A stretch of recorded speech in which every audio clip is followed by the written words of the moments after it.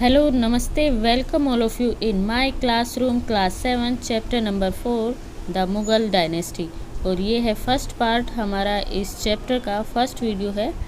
और देखिए इस चैप्टर में हमने पढ़ना क्या है, मुग़ल, द मुग़ल डायनेस्टी। मुग़ल कौन थे? तो ये मंगोल का जो अपभ्रंश होके जो शब्द बना है मुग़ल।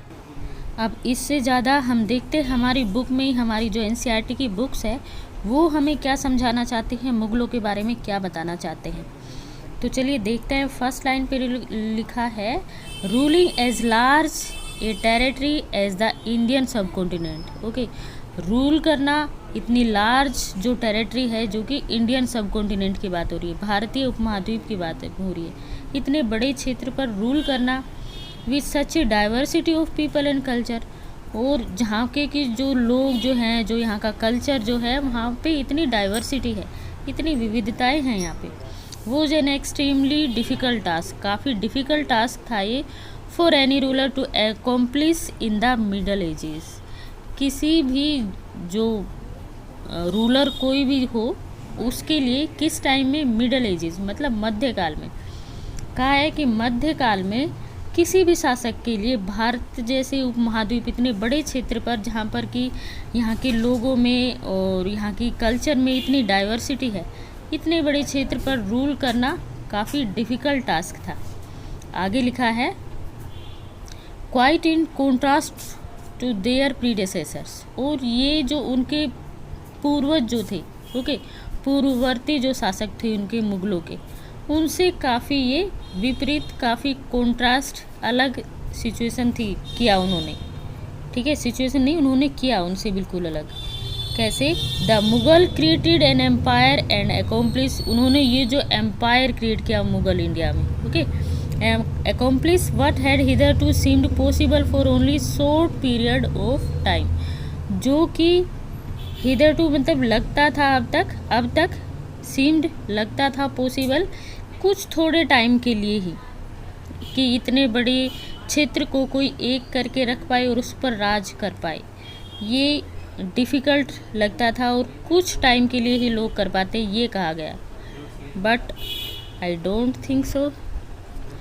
और भी पहले बहुत से इंडिया का अगर हम हिस्ट्री देखें तो ऐसे बहुत से शासक हुए हैं जिन्होंने इंडियन सब कॉन्टिनेंट को इस तरह से काफ़ी बड़े हिस्से पर रूल किया है।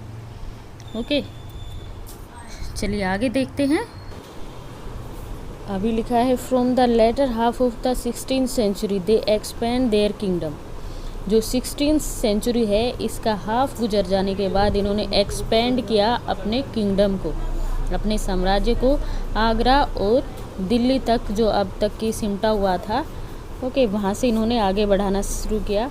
Until in the 17th century they controlled nearly all of the subcontinent. इन्होंने कह रहे लगभग पूरा जो सब कॉन्टिनेंट है उस पर कंट्रोल कर लिया था 17th सेंचुरी तक। आगे कह रहे हैं, दे impose structure of administration and ideas of governor. जो इन्होंने जो लागू किए एडमिनिस्ट्रेशन के और जो गवर्नर शासन करने के जो आइडिया, जो इनको स्ट्रक्चर जो थे, जो तरीके इन्होंने अपनाए, that outlasted their rules leaving a political legacy that succeeding ruler of the subcontinent could not ignore. वो तरीके कह रहे हैं कि इनके बाद भी, ओके, इनके ये जो एक तरह से इन्होंने छोड़ा एक पॉलिटिकल लेगेसी, राजनीतिक धरोहर की तरह से, और इनके बाद जो आने वाले जो भी रूलर्स थे इंडिया पे, इस सब कॉन्टिनेंट पे, वो इनके जो भी तरीके थे इनको इग्नोर नहीं कर पाए। मतलब इन्होंने जिस तरह के भी शासन संबंधी जो विचार वगैरह थे, जो भी लागू किए, तो इनके पतन के बाद भी, इनके जाने के बाद भी वो राजनीतिक एक तरह की धरोहर थी यहाँ की। इनके बाद जो शासन किया इस उपमहाद्वीप पर, उन शासन करने वालों के लिए।